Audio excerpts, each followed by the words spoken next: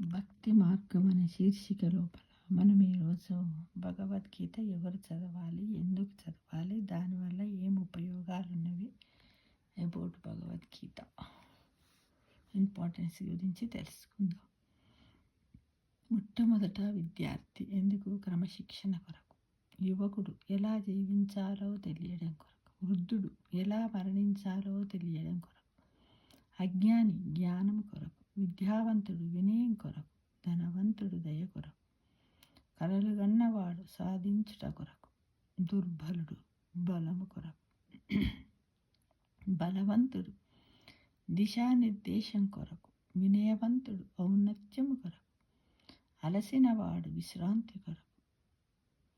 అశాంతిగా ఉన్నవాడు శాంతి కొరకు. సందేహస్థుడు సమాధానం కొరకు. పాపి పాప విముక్తి కొరకు. ఆన్వేషి మోక్షము కొరకు. సమస్త మానవ జాతికి మార్గదర్శనం కొరకు. 16వది సమస్త మానవ జాతి ఎందుకు చదవాలి? మార్గదర్శనం కొరకు.